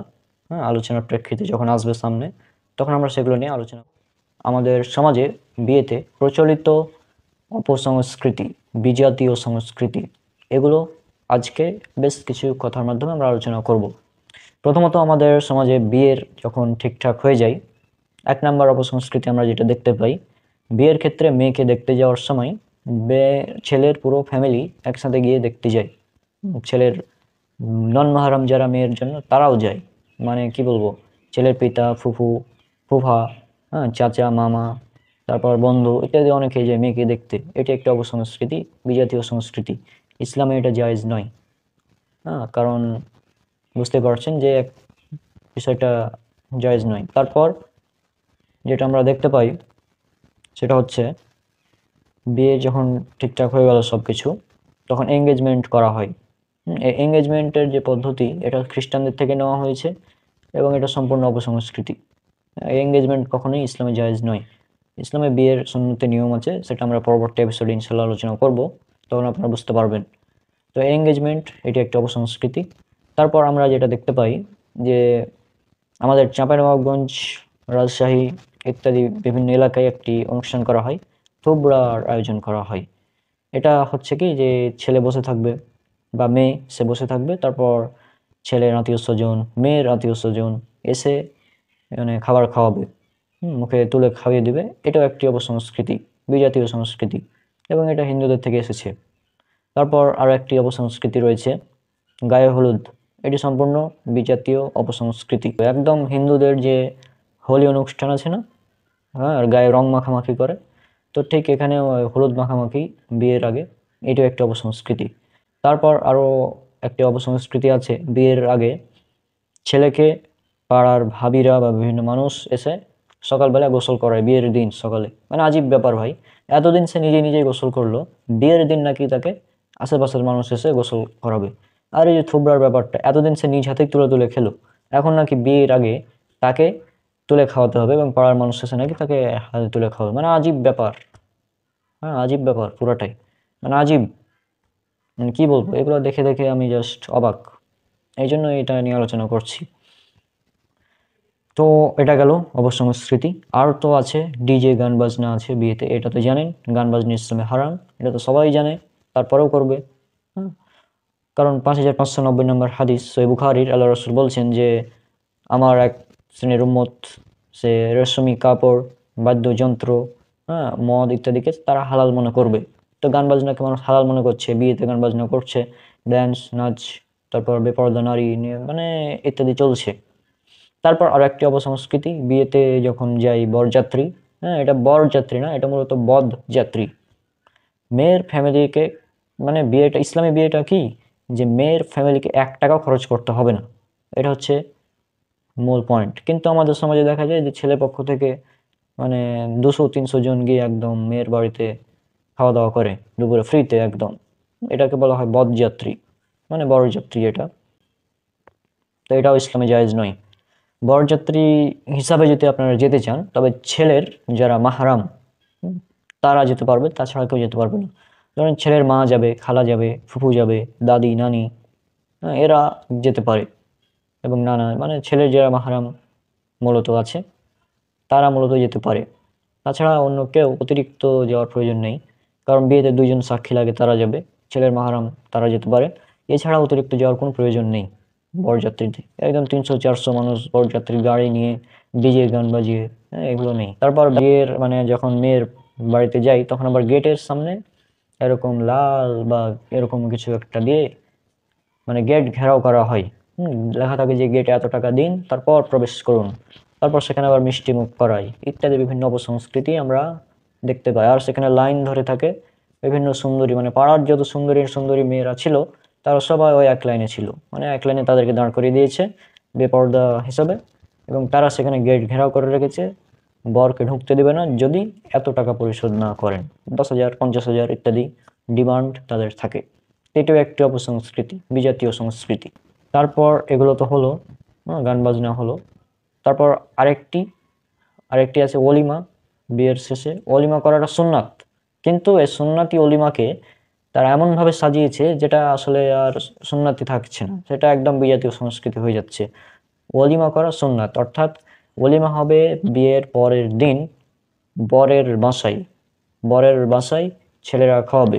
ওলিমা সম্পর্কে হাদিস অনেকগুলো আছে, ওলিমা নিয়ে আমি বিস্তারিত ভিডিও বানাবো। হাদিসগুলোর রেফারেন্স শুধু এখানে বলে দিই। সহিহ বুখারী 5168, মুসলিম 2569, মিসকাত 3221। এখানে আপনারা পেয়ে যাবেন অলিমা করাটা সুন্নাহ, এটা আপনারা পাবেন। কিন্তু এই অলিমার পরে আবার যেটা করা হয়, মানে বিয়ের পর অলিমার অনুষ্ঠানের পর যেটা করে, কি করে যে একটি টেবিল নিয়ে বসে গেল, দিয়ে টাকা কালেকশন করে, অর্থাৎ যারা খেতে আসবে তাদেরকে গিফট, অর্থাৎ গিফট আদান প্রদান যেটাকে বলা হয় বিয়েতে। তো এই গিফট আদান প্রদান এটা চলবে না, এটা সম্পূর্ণ বিজাতীয় অপসংস্কৃতি। তো ইত্যাদি আরও অনেক অসংখ্য অপসংস্কৃতি রয়েছে যেগুলো আপনারা বুঝতে পারবেন। আমরা পরবর্তী এপিসোডে বিয়ের সুন্নতি নিয়ম নিয়ে আলোচনা করবো ইনশাল্লাহ। সে ভিডিওটা একটু লম্বা হবে, তাহলে আপনারা বুঝতে পারবেন। তো আশা করছি আপনারা এগুলো বুঝতে পেরেছেন, এগুলো হচ্ছে বিয়ের মধ্যে প্রচলিত অপসংস্কৃতি। এই যে গায়ে হলুদ, তারপর লাইটিং করা বিয়েতে, হ্যাঁ গান বাজনা করা, ড্যান্স করা। তারপর আরেকটি গুরুত্বপূর্ণ তো ছুটে গিয়েছে, যৌতুক। যৌতুক এটা সম্পূর্ণ হারাম। যে ছেলে পক্ষ মেয়ে পক্ষ থেকে কিছু যদি আবদার করে, হ্যাঁ হতে পারে একটা মোটরসাইকেল বা কিছু টাকা বা একটি মানে ভালো কিছু যদি মানে চাই, এটাকে বলা হয় যৌতুক। এই যৌতুক সম্পূর্ণ ইসলামে হারাম, নিষিদ্ধ। যৌতুক প্রথা এটা সম্পূর্ণটাই হারাম ইসলামে। কিন্তু এরা যৌতুক এখন না দিলেও বলে যে শ্বশুর কি দিল তোমাকে, মানে আজীব ব্যাপার। সমাজটা হয়ে গেছে এরকম, মানে সমাজে ইসলামিক বিয়ে নাই, টোটালি নাই, আমি আজ পর্যন্ত দেখিনি। একটি সুন্নতি তরিকায় বিয়ে আমি দেখিনি। তবে ইনশাল্লাহ ইনশাল্লাহ আমার বিয়ে এই সুন্নতি পদ্ধতিতে হবে, ইনশাল্লাহ হবে। তো আল্লাহ সুবহানাহু ওয়া তাআলা সবাইকে শান্তিতে রাখুন। আমরা বলেছিলাম আলোচনা করব বিয়ের সুন্নতি পদ্ধতি। তো বিয়ের ক্ষেত্রে আমরা গত পর্বে অনেকগুলো বিষয় নিয়ে আলোচনা করেছি, যেমন বিয়ের মোহরানা নির্ধারণ, পাত্রী দেখা, হ্যাঁ, একে অপরকে পছন্দ হওয়া, অভিভাবকের সম্মতি থাকা ইত্যাদি বিভিন্ন বিষয় নিয়ে আমরা আলোচনা করেছি। আজকে আমরা বিবাহের প্রচলিত নিয়ম বনাম সুন্নতি নিয়ম এটা নিয়ে কথা বলবো। বিয়ের সুন্নতি নিয়মের ক্ষেত্রে অবশ্যই বিয়ের ক্ষেত্রে দুইজন ন্যায়পরায়ণ সাক্ষী লাগবে। ন্যায়পরায়ণ সাক্ষী ছাড়া বিবাহ বাতিল, অর্থাৎ ন্যায়পরায়ণ দুইজন সাক্ষীর উপস্থিতি লাগবে বিয়েতে। আর এটা উল্লেখ করা হয়েছে সূরা তালাক সূরা নম্বর 65 আয়াত নম্বর 2, যেখানে উল্লেখ করা হয়েছে এরকম যে যখন তারা ইদ্যতে পৌঁছায় তখন যথাবিধি তাদেরকে রেখে দিবে, নতুবা তাদেরকে যথাবিধি বিচ্ছিন্ন করে দেবে এবং তোমাদের মধ্য হতে দুজন ন্যায়পরায়ণ লোককে সাক্ষী রাখবে। আর সাক্ষীগণ পুরুষ হতে হবে, একজন পুরুষ ও দুইজন মহিলা কিংবা 4 জন মহিলা হলেও চলবে না। কেন? রাসূল সাল্লাল্লাহু আলাইহি ওয়াসাল্লাম বলেছেন বিবাহ সংগঠিত হবে না অভিভাবক ও দুইজন সাক্ষী ব্যতীত। রাসূলুল্লাহ সাল্লাল্লাহু আলাইহি ওয়াসাল্লাম বলেছেন বিবাহ বিশুদ্ধ হবে না, বিবাহ সংগঠিত হবে না অভিভাবক এবং দুইজন সাক্ষী ন্যায়পরায়ণ সাক্ষী ব্যতীত। রেফারেন্সটা আপনারা স্ক্রিনে দেখতে পাচ্ছেন। আর আমি এই আজকের বিবাহের পদ্ধতি এই তথ্যগুলো নিয়েছি মাসিকাত তাহরিক এই পত্রিকা থেকে। এখান থেকে আমি তথ্যগুলো কালেকশন করেছি, দিয়ে আমি এখানে বলছি আর কি। এটাই বিবাহ সম্পাদনের জন্য আরও একটি গুরুত্বপূর্ণ বিষয় হলো ইজাব এবং কবুল। কিন্তু আমাদের সমাজে উভয় কবুল হয়ে যায়, মানে দুটাই কবুল করানো হয়, ইজাব হচ্ছে না। ইজাব হচ্ছে বিষয়টা হচ্ছে এমন যে মেয়ের পিতা বরকে এসে বলবে আমি আমার মেয়েকে তোমার সাথে বিয়ে দিচ্ছি, বা আমি আমার মেয়েকে তোমার সাথে বিয়ে দিলাম, এটা মেয়ের পিতা বলবে ছেলেকে এসে, অর্থাৎ বরকে এসে বলবে। কিন্তু আমাদের সমাজে প্রচলিত কি, বিয়ে যিনি পড়ান কাজী সাহেব, তিনি আবার দুজন সাক্ষী সহ ওই মেয়ের কাছে চলে যান, দিয়ে বলেন যে তোমাকে অমুক ছেলে এত টাকার বিনিময়ে বিয়ে করতে যাচ্ছে, দিয়ে তারপরে মেয়েকে কবুল বলানো হয়। কিন্তু মজার ব্যাপারটা হচ্ছে যে মেয়েকে কবুল বলতে হবে এরকম কোনো হাদিস নেই, বরং এটা পর্দার খেলাপও হয়। কেননা দেখুন, যিনি কাজী সাহেব তিনি আবার মেয়ের জন্য নন মাহরাম, মাইন্ড ইট, তিনি কিন্তু মেয়ের জন্য নন মাহরাম। তো তিনি যাচ্ছেন মেয়ের কাছে গিয়ে মেয়েকে বলতে যে বিয়ের ব্যাপারে কথা বলার জন্য, মানে আজীব ব্যাপার ভাই। তাহলে আমাদের সমাজে প্রচলিত নিয়ম যেটা রয়েছে যে প্রথমে ছেলেকে বিয়ে পড়াই, হ্যাঁ, তারপর আবার মেয়ের কাছে গিয়ে কাজী সাহেব দুজন সাক্ষী সহ চলে যায় ছেলের অনুমতি নিয়ে, দিয়ে মেয়ের কাছে গিয়ে বলে মেয়েকে কবুল বলতে বলে। কিন্তু মেয়েকে যে কবুল বলতে হবে এরকম কথা কিন্তু হাদিসে নেই, মেয়েকে কবুল বলানোর ব্যাপারে কোনো হাদিস উল্লেখ করা নেই। ইসলামের নিয়ম যেটা সেটা হচ্ছে প্রথমে একজন বিবাহের খুতবা পাঠ করবেন, অতঃপর মেয়ের পিতা, মেয়ের অভিভাবক বরের কাছে মোহরানার পরিমাণ উল্লেখ করে বিয়ের প্রস্তাব করবেন। তারপর ওই সময় কিন্তু দুইজন সাক্ষী উপস্থিত থাকবে, আর ছেলে সরবে বলবে কবুল করলাম বা গ্রহণ করলাম। এরূপ 3 বার বলা উত্তম, কারণ সহিহ বুখারী হাদিস নম্বর 95 এবং মিসকাত হাদিস নম্বর 208 আল্লাহ রাসূল কোনো কাজ 3 বার বলাকে উত্তম বলেছেন আর কি, এরকম একটা কথা পাওয়া যায়। এই জন্য 3 বার কবুল বলাটা উত্তম, তবে একবার বললেই যথেষ্ট। তো আশা করছি আপনারা বিবাহের বিষয়টা বুঝতে পেরেছেন যে আমাদের সমাজে যেটা প্রচলিত যে মেয়েকে কবুল বলানো হয়, এরকম প্রচলিত নিয়ম আমাদের দৃষ্টিতে পর্যন্ত আসেনি। আর আমাদের সমাজে প্রচলিত আরেকটি নিয়ম রয়েছে, বিবাহের পর সম্মিলিত মোনাজাত করে। হ্যাঁ, বিবাহের পরে বিবাহ পড়ানো হয়ে গেল, তারপরে খুতবা পাঠ করে, তারপরে সম্মিলিতভাবে মোনাজাত করে। আজীব ব্যাপার। এমনিতে সম্মিলিত মোনাজাত করা বিদাত। এই ব্যাপারে হানাফি, শাফি, মালিকি, হাম্বলি সবাই একমত যে নামাজের পর সম্মিলিতভাবে মোনাজাত করা, বিবাহের খুতবার পর, বিবাহের পরে, হ্যাঁ, বিবাহ মজলিস শেষে সম্মিলিতভাবে মোনাজাত করা, এটা হচ্ছে বিদাত। কারণ বিবাহের পরে একটি সুন্নতি দোয়া আছে, সেটা পড়া উত্তম। সুনান আবু দাউদ হাদিস নাম্বার 2130, তিরমিজি হাদিস নাম্বার 1091, ইবনে মাজা হাদিস নাম্বার 1905, মিসকাত হাদিস নাম্বার 2332। এখানে বিবাহের পর যে সুন্নতি দোয়াটা রয়েছে সেটা পাঠ করা হচ্ছে উত্তম। বারাকাল্লাহু লাক ওয়া বারাকা আলাইক ওয়া জামআ বাইনাকুমা ফি খাইর। তো বিবাহের পর এই দোয়া পাঠ করা উত্তম, কিন্তু বিয়ের পর যে সম্মিলিতভাবে সমাজে প্রচলিত সম্মিলিত মোনাজাত করা হয় এটা কিন্তু কোনোভাবে প্রমাণিত নয়। পয়েন্ট 8, ফরজ নামাজের পর সম্মিলিতভাবে দোয়া করা বিদাত। তারপর কবর জিয়ারত করতে গিয়ে সম্মিলিতভাবে মোনাজাত করা বিদাত। তারপর জানাজার নামাজের পর, দাফনের পর সম্মিলিতভাবে মোনাজাত করা বিদাত। তারপরে বিয়ের পর বিয়ের মজলিস শেষে না সম্মিলিতভাবে মোনাজাত করা, এটাও বিদাত। এভাবে আপনারা জানেন আমার একটি বই আছে, বইটি এখনো কমপ্লিট পুরোপুরি হয়নি। হ্যাঁ, তো আমার এই বইটা হচ্ছে এইটা বিদাত কেন বর্জনীয়। তো এই বইয়ে আমি বিদাত কেন বর্জনীয়, কী কারণে বর্জনীয় ইত্যাদি আমি উল্লেখ করেছি, এবং সমাজে প্রচলিত বড় বড় বিদাত যেমন ঈদে মিলাদুন নবী পালন করা বিদাত, সম্মিলিত মোনাজাত করা, কবর জিয়ারত করতে গিয়ে সম্মিলিত মোনাজাত করা, তারপর মৃত ব্যক্তিকে কেন্দ্র করে 3 দিনের 40 মৃত্যুবার্ষিকী পালন করা, এগুলো আমি আমার এই বইতে উল্লেখ করেছি। কারণ কি? কারণ এগুলো বেশি প্রচলিত বিদাত, এই জন্য আমি এখানে আমার বইতে এগুলো উল্লেখ করেছি। আর এই যে বিয়ের পর যে মানে উল্লেখ করলাম, বিয়ের পর যে দোয়াটা করা সুন্নাহ, কিন্তু আমাদের সমাজে প্রচলিত আছে সম্মিলিত মোনাজাত করা, সেটা বিদাত। তা আশা করছি আপনারা আজকের এই ভিডিওর মাধ্যমে বুঝতে পেরেছেন বিবাহের সুন্নতি পদ্ধতি কোনটা। আমি সংক্ষেপে বলে দিচ্ছি আবারও। প্রথমত 2জন সাক্ষীর উপস্থিতি লাগবে, 2জন সাক্ষী থাকবে। 2জন সাক্ষীর উপস্থিতিতে মেয়ের পিতা বরকে বলবে যে আমি এত টাকা দেনমোহরের বিনিময়ে আমার মেয়ের সাথে তোমাকে বিয়ে দিলাম, বা আমার মেয়েকে তোমার কাছে বিয়ে দিলাম। ছেলে ওই সময় 2জন সাক্ষী উপস্থিত থাকবে এবং ছেলে বলবে কবুল করলাম। এটা হচ্ছে বিয়ের সুন্নতি পদ্ধতি। কিন্তু আমাদের সমাজে প্রচলিত আছে উল্টা পদ্ধতি, অর্থাৎ ছেলের কাছে একবার কবুল বলে আবার মেয়ের কাছে গিয়ে আবার কবুল বলে, অথচ মেয়ের সাথে দেখা করা ওই ওই যে যে ব্যক্তি মেয়ের কাছে গিয়ে কবুল বলাচ্ছে ওই ব্যক্তির জন্য কিন্তু এটা জায়েজ নয়। ওই মেয়ের সাথে দেখা করা বা ওই মেয়ে কিন্তু ওর জন্য নন মাহরাম। মেয়েটার কিন্তু নন মাহরাম, যিনি ওই 2জন সাক্ষীও নন মাহরাম, আবার ওই কাজী সাহেব তিনিও নন মাহরাম। তো কিভাবে এটা হয় ইসলামে জায়েজ? আশা করছি আপনারা বিষয়টি বুঝতে পারেন। আমরা আলোচনা করব বিয়ের পর কিছু গুরুত্বপূর্ণ করণীয়। নাম্বার 1, সেটা হচ্ছে বিয়ের পর বর এবং কনেকে একসাথে থাকার জন্য বাসর ঘরের ব্যবস্থা করা, বাসর ঘর সাজানো এবং কনেকে সুন্দরভাবে সাজিয়ে বরের সামনে উপস্থিত করা, এটা হচ্ছে সুন্নাহ। এই হাদিসটা আপনারা পাবেন সহিহ বুখারীতে এবং পাবেন ইবনে মাজাহ হাদিস নাম্বার 1876।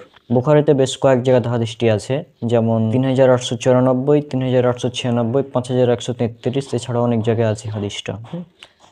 তো এই হাদিসটাতে যেভাবে বলা হয়েছে কথা, সেটা হচ্ছে আম্মা আয়েশা রাদিয়াল্লাহু আনহা, তাকে সুন্দরভাবে সাজিয়ে রাসূল সাল্লাল্লাহু আলাইহি ওয়াসাল্লামের কাছে উপস্থিত করা হয়েছিল। তখন আম্মা জানের বয়স ছিল 9 বছর এই হাদিসটায়। সুতরাং এই হাদিস থেকে আমরা বুঝতে পারি যে বিয়ের সময় কনেকে সুন্দরভাবে সাজানো এটা হচ্ছে সুন্নাহ। আরও একটি করণীয় হচ্ছে বিয়ের ব্যাপক প্রচার করতে হবে এবং বিয়ে গোপন করা এটা উচিত না। আপনারা বিস্তারিত জানতে পারবেন ইমাম নাসিরউদ্দিন আলবানী রাহিমাহুল্লাহ এর একটি বই আছে আদাবুজ জিফাফ, এর মাসালা নাম্বার 37-38, এগুলো যদি পড়েন তাহলে বিস্তারিত পাবেন। সহিহ বুখারীতে একটা অনুচ্ছেদ এসেছে হাদিস নাম্বার 5147 পূর্বে, যে বিয়ের অলিমা করা এবং দফ বাজানো, এবং এই হাদিসটা সহিহ বুখারীতে আছে। এছাড়াও আছে ইবনু মাজাহ 1896 এবং তিরমিজি 1088 নম্বর হাদিসে এসেছে। এক্ষেত্রে বিয়েতে দফ বাজানো যাবে। দফ বাজানো সির্ফ মেয়েদের জন্য বৈধ, ছেলেদের জন্য বৈধ নয়। ছোট মেয়ে বাচ্চা তারাও দফ বাজাতে পারবে। হ্যাঁ, এটা অনুমোদন দেওয়া হয়েছে। তাহলে আজকের আলোচ্য বিষয় আমি আবারও সংক্ষেপে বলে দিচ্ছি, সেটা হচ্ছে বিয়ের ব্যাপক প্রচার করতে হবে। হ্যাঁ, বিয়ের প্রচারণা করতে হবে যে মানে দফ বাজানো, অলিমায় দফ বাজানো এটা জায়েজ। তারপর বর এবং কনেকে একসাথে থাকার জন্য বাসর ঘরের ব্যবস্থা করা এবং কনেকে সুন্দরভাবে সাজিয়ে বরের সামনে উপস্থিত করা, এটা হচ্ছে সুন্নাহ। হ্যাঁ, তো এটা হচ্ছে আজকের আলোচ্য বিষয়, এবং বাসর রাতের বেশ কিছু করণীয় বর্জনীয় আছে, সেটা আমরা পরবর্তী এপিসোডে ইনশাল্লাহ আলোচনা করব। বাসর রাতের করণীয় এবং বর্জনীয়। প্রথমত, বাসর রাতে যখন বাসর ঘরে আপনি প্রবেশ করবেন, তারপর স্ত্রীকে কিছু হাদিয়া দেওয়া, এটা হচ্ছে সুন্নাহ। এটা আছে এই হাদিসটা এসেছে ইরওয়ালিল গালিল হাদিস নাম্বার 1601।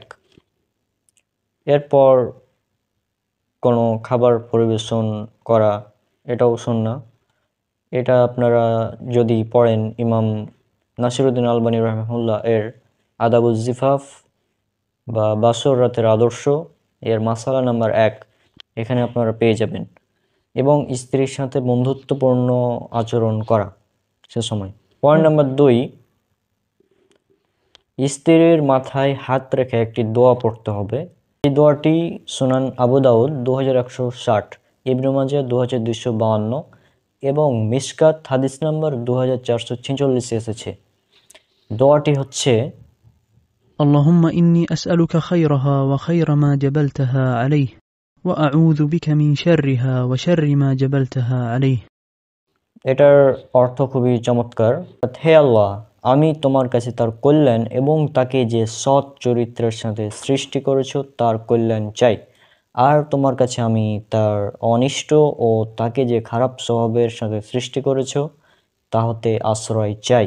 এবং এটা আপনারা পাবেন ইমাম নাসিরুদ্দিন আলবানী রাহিমাহুল্লাহর আদাবুজ জিফাফ বা বাসরাতের আদর্শ এই বইয়ের মাসালা নাম্বার 2-এ। এরপর আরও একটি করণীয়, সেটা হচ্ছে স্বামী স্ত্রী একসাথে জামাতে 2 রাকাত নফল সালাত আদায় করা। এটাও ইমাম নাসিরুদ্দিন আলবানী রাহিমাহুল্লাহর আদাবুজ জিফাফ বা বাসরাতের আদর্শ বইয়ের মাসালা নাম্বার 3, সেখানে আপনারা পেয়ে যাবেন। এবং তিনি এখানে বেশ কয়েকটি হাদিস নিয়ে এসেছেন, যে সেখানে এই সালাতটা আদায় করার সময় স্বামী সামনে থাকবে এবং স্ত্রী থাকবে পেছনে, এবং জামাতে 2 রাকাত নফল সালাত আদায় করবে। এটাই বোঝানো হয়েছে। এরপর আরও কিছু করা যায়। আর একটি কাজ করা যাবে না, সেটা হচ্ছে আমরা আমাদের সমাজে অনেকেই দেখা যায় যে বাসর রাতে স্ত্রী তার স্বামীর পা ধরে সালাম করে। এটা সম্পূর্ণ অমুসলিমদের প্রথা, অমুসলিমদের নীতি। এই কাজটা করা যাবে না। এছাড়াও আরও বিভিন্ন ধরনের কুসংস্কার রয়েছে এই বাসর ঘরকে নিয়ে কেন্দ্র করে, এগুলো করা যাবে না। মূলত যেগুলো ইসলামে নাই সেগুলো করা যাবে না, এটা হচ্ছে মেন কথা। আজকে পর্যন্তই।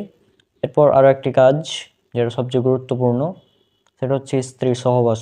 এ ব্যাপারে আমরা বিস্তারিত আলোচনা করব আগামী পর্বে। কারণ স্ত্রী সহবাসের বেশ কিছু করণীয় বর্জনীয় আছে এবং বেশ কিছু 15টি কমপক্ষে সুন্নাহ মেনটেন করতে হবে। তো সেগুলো নিয়ে আমরা পরবর্তী এপিসোডে। সহবাস বা জৈবিক চাহিদা পূরণের আগে বেশ কিছু সুন্নাহ বা শিষ্টাচার বা আদব আমাদের মেনটেন করতে হবে। তো এই সমস্ত আদব, শিষ্টাচার, সুন্নাহগুলো আসলে কি কি, এগুলি আজকে আমরা এই ভিডিওর মাধ্যমে জানব। তো চলুন শুরু করা যাক। 1 নম্বর পয়েন্ট, সহবাস বা যৌন মিলন বা জৈবিক চাহিদা পূরণ করতে পারবেন কেবলমাত্র আপনার স্ত্রীর সাথে এবং দাসীর সাথে। বর্তমানে যেহেতু দাসী প্রথা এগুলো নাই, সেহেতু বর্তমানে শুধুমাত্র আপনার বিয়ে করা বউ, আপনার স্ত্রীর সাথেই আপনি সহবাস করতে পারবেন।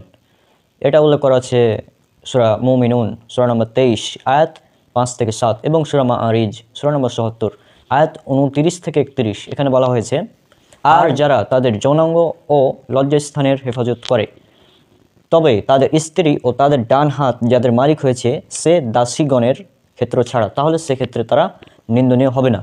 এছাড়া অন্য কাউকে কামনা করলে সেই হবে আপনার সীমালঙ্ঘনকারী। অর্থাৎ আল্লাহ সুবহানাহু ওয়া তাআলা এখানে বলেছেন যে নিজ স্ত্রী ছাড়া, স্ত্রী এবং দাসী ছাড়া অন্য কারোর সাথে অন্য কোনোভাবে নিজের জৈবিক চাহিদা পূরণ করা এটা সীমালঙ্ঘনকারী বা গুনাহে কাবিরা। এখানে বলে রাখা ভালো, আমাদের যুবকদের মধ্যে একটি বড় ধরনের সমস্যা, সেটা হচ্ছে হস্তমৈথুন। অনেকেই এটা করে থাকে। এটা মেবি বলতে পারেন নিজের জৈবিক চাহিদা পূরণ করার জন্য এটা করে থাকে। তো এই ক্ষেত্রে এই আয়াত দ্বারা আমাদের আলেমগণ যারা রয়েছেন তারা সিদ্ধান্ত দিয়েছেন যে হস্তমৈথুন করা এটা হচ্ছে হারাম, গুনাহে কাবিরা, বড় গুনাহ এটা। এবং এক্ষেত্রে আরও একটি বিষয় বলে রাখা ভালো, এখন কোনো ছেলে হয়তো যদি এই কাজটা করে, কোনো ছেলে বা মেয়ে, যেমন বর্তমান আধুনিক রিপোর্ট অনুযায়ী প্রায় 80% উপর 80%-এর উপর ছেলে এবং প্রায় 70% মতো মেয়ে এই কাজের সাথে জড়িত, হস্তমৈথুনের সাথে। তো এই কাজটা গুনাহে কাবিরা এবং হারাম। এই কাজটি হারাম কারণ আপনি আপনার স্ত্রী ছাড়া অন্য কোনোভাবে নিজের জৈবিক চাহিদা পূরণ করতে পারবেন না, এই জন্য এটাকে হারাম বলা হয়েছে। এবং আমাদের আলেমগণ এই জন্য হস্তমৈথুনকে হারাম বলেন এই আয়াতের ভিত্তিতে। আশা করি আপনারা বিষয়টা বুঝতে পেরেছেন যে 1 নম্বর পয়েন্ট হচ্ছে নিজের স্ত্রী ছাড়া অন্য কোনোভাবে নিজের জৈবিক চাহিদা পূরণ করা যাবে না। এবার 2 নম্বর বিষয়, সহবাস বা জৈবিক চাহিদা পূরণ করার আগে একটি দোয়া রয়েছে, সে দোয়াটি পাঠ করা আবশ্যক। দোয়াটি পাঠ করবে পুরুষ। স্ত্রীর ক্ষেত্রে বলা হয়নি যে তাকে দোয়া পড়তেই হবে, তবে যদি চায় দুজনেই পড়তে পারে, সমস্যা নেই।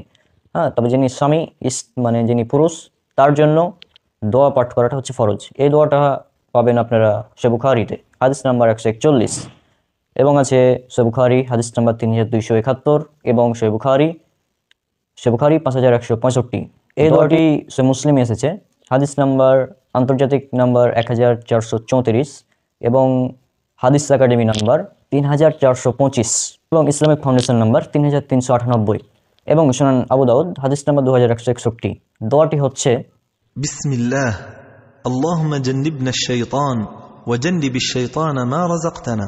দোয়াটির অর্থ খুবই চমৎকার। দেখুন, আল্লাহর নামে আরম্ভ করছি, আল্লাহ তুমি আমাদেরকে শয়তান থেকে দূরে রাখো এবং যে আমাদেরকে দান করবে তাকেও শয়তান থেকে দূরে রাখো।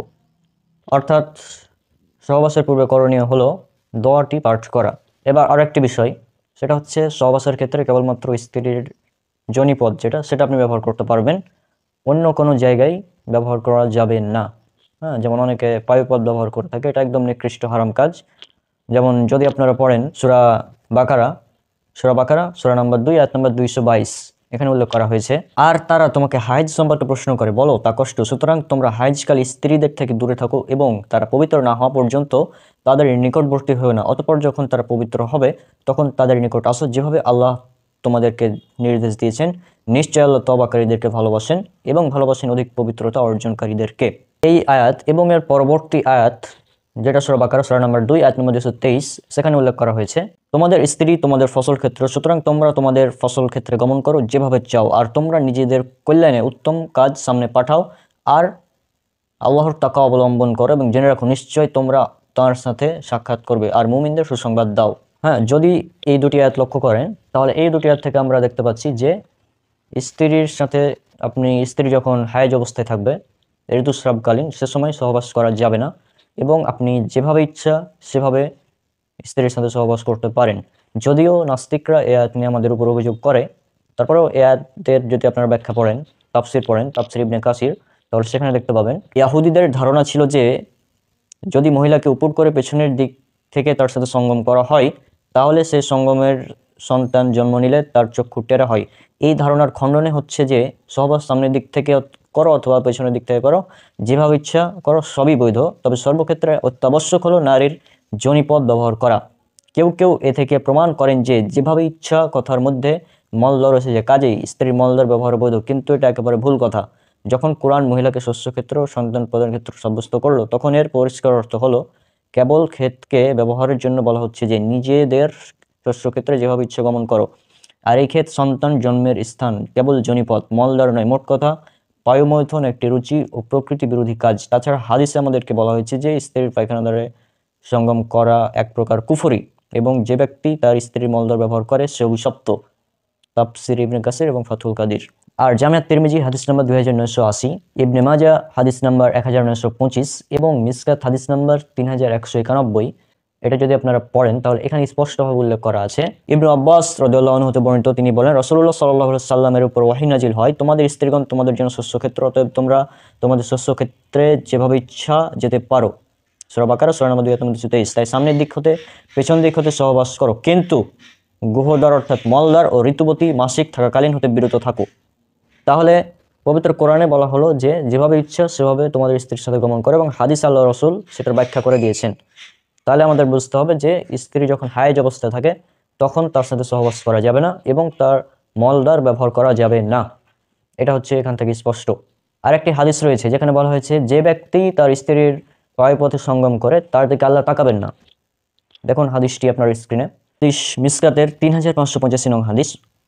তিনি বলেন রাসূলুল্লাহ সাল্লাল্লাহু আলাইহি ওয়াসাল্লাম বলেছেন, আল্লাহ তাআলা ওই ব্যক্তির প্রতি রহমতের দৃষ্টিতে তাকাবেন না যে কোনো পুরুষ বা নারীর গুহদ্বারের সঙ্গম করে। আরও একটি হাদিস উল্লেখ রয়েছে, মিসকাত 551 নম্বর হাদিস, তিরমিজি 135 নম্বর হাদিস এবং ইবনে মাজাহ 639 নম্বর হাদিস। এখানে উল্লেখ করা হয়েছে আবু হুরায়রা রাদিয়াল্লাহু আনহু হতে বর্ণিত, তিনি বলেন রাসূলুল্লাহ সাল্লাল্লাহু আলাইহি ওয়াসাল্লাম বলেছেন, যে লোক ঋতুবতী অবস্থায় যৌন সঙ্গম করেছে অথবা কোনো স্ত্রী লোকের মলদ্বার দিয়ে যৌন সঙ্গম করেছে অথবা কোনো গণকের কাছে গিয়েছে, সে লোক মুহাম্মদ সাল্লাল্লাহু আলাইহি ওয়াসাল্লামের উপর যে অবতীর্ণ হয়েছে তার প্রতি অবিশ্বাস করেছে। মাজাহ এবং দারিমির বর্ণনায় রয়েছে যে সে কুফরি করেছে বা কাফির হয়ে গিয়েছে।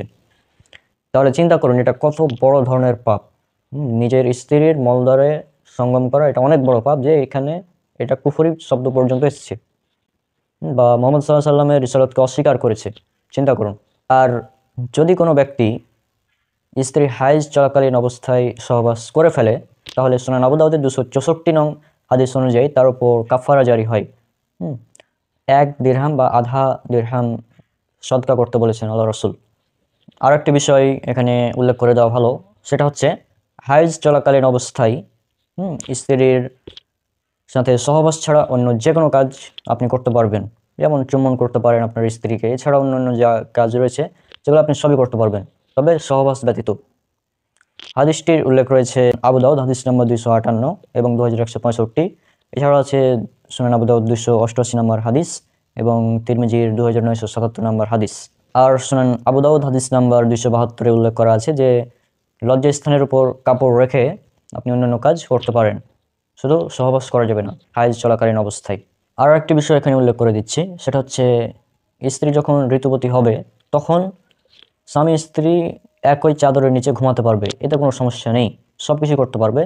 তো বললাম সবই করতে পারবে সহবাস ব্যতীত। এই হাদিসটি উল্লেখ করা আছে সহিহ মুসলিমে হাদিস নম্বর 295 আন্তর্জাতিক নাম্বার এবং হাদিস academy number 569, Islamic foundation number 573। আর একটি বিষয় আমাদের মাথায় রাখতে হবে, সহবাসের পর অজু করা। কারণ আল্লাহ রাসূল সাল্লাল্লাহু আলাইহি ওয়াসাল্লাম তিনি বলেছেন যে 3 ব্যক্তির নিকট ফেরেশতা আসে না। 1 কাফির ব্যক্তির লাশের নিকট, 2 যে ব্যক্তি জাফরান রঙের কাপড় ব্যবহার করে এবং 3 যে ব্যক্তি নাপাক অবস্থায় থাকে। তবে যদি সে অজু করে তাহলে ভিন্ন কথা। এই হাদিসটা আপনারা পাবেন সুনান আবু দাউদ হাদিস নম্বর 4180 এবং সহিহ তারগিব ওয়াত তারহিব হাদিস নম্বর 173। এছাড়াও মিসকাতের 452 নম্বর হাদিস, সহিহ বুখারী হাদিস নম্বর 290 এবং সহিহ মুসলিম হাদিস নম্বর 306, হাদিস academy number 589, Islamic foundation number 593 এবং ইবনে মাজাহ হাদিস নাম্বার 584। এখানেও উল্লেখ করা আছে যে সহবাসের পর অজু করে তারপর ঘুমানো এটাই উত্তম। অজু করা, গোসল করা সর্বোত্তম, তবে অজু করে ঘুমানো এটা উত্তম। সে মুসলিম হাদিস নাম্বার 307, ইসলামিক ফাউন্ডেশন নাম্বার 596, হাদিস একাডেমি নাম্বার 592। এখানে উল্লেখ করা আছে যে সহবাসের পর লজ্জাস্থান ধুয়ে অজু করে তারপর ঘুমানো এটা উত্তম, আর সর্বোত্তম হচ্ছে গোসল করে নেওয়া। মিসকাত হাদিস নাম্বার 477 এবং সুনান আবু দাউদ হাদিস নাম্বার 219। এখানে আরো একটি বিষয় উল্লেখ করে দিচ্ছি, সেটা হচ্ছে যে স্বামী স্ত্রী সহবাস করার পর এই যে গোপন সম্পর্ক, যৌন মিলন বা জৈবিক চাহিদা পূরণ করার এই যে গোপন সম্পর্ক এটা প্রকাশ করা গুনাহে কাবিরা, অনেক বড় গুনাহ। অনেকে দেখা যায় যে সহবাস করলো, পরের দিন বান্ধবীর সাথে শেয়ার করছে, ছেলে তার বন্ধুর সাথে শেয়ার করছে, এগুলো করা যাবে না, এটা গুনাহে কাবিরা। গুনাহে কাবিরা অনেক বড় ধরনের পাপ। মিসকাতুল মাসাবি হাদিস নাম্বার 3190, সুনান আবু দাউদ হাদিস নাম্বার 4877, সহিহ মুসলিম হাদিস নাম্বার 1437, ইসলামিক ফাউন্ডেশন নাম্বার 3408, হাদিস একাডেমি নাম্বার 3435। এখানে উল্লেখ করা আছে হাদিসটি হচ্ছে আল্লাহর নিকট সর্বনিকৃষ্ট হলো ওই ব্যক্তি যে তার স্ত্রীর সাথে সহবাস করলো অতঃপর তা প্রকাশ করে দিল। মানে স্ত্রীর সাথে সহবাস করে তা প্রকাশ করে দেওয়া, এই ব্যক্তিকে সর্বনিকৃষ্ট বলেছেন আল্লাহ রাসূল। তাহলে আমরা স্পষ্ট হলাম যে স্বামী স্ত্রীর এই গোপন সম্পর্ক এটা প্রকাশ করা যাবে না। এবার আরেকটি গুরুত্বপূর্ণ বিষয়, সেটা হচ্ছে যে গোসল কখন ফরজ হবে। অনেকে মনে করে যে স্ত্রীর সাথে সহবাস করলাম কিন্তু বীর্যপাত হলো না, তার মানে গোসল ফরজ হয়নি এখনো, এটা ভুল। সহিহ মুসলিম হাদিস নাম্বার 349, ইসলামিক ফাউন্ডেশন নাম্বার হচ্ছে 676 এবং হাদিস একাডেমি 672 নম্বর হাদিস। এখানে স্পষ্টভাবে উল্লেখ করা আছে যে স্বামী এবং স্ত্রীর লিঙ্গ মানে স্পর্শ করলেই গোসল ফরজ হয়ে যাবে। লিঙ্গ যদি স্পর্শ করে তাহলে গোসল ফরজ।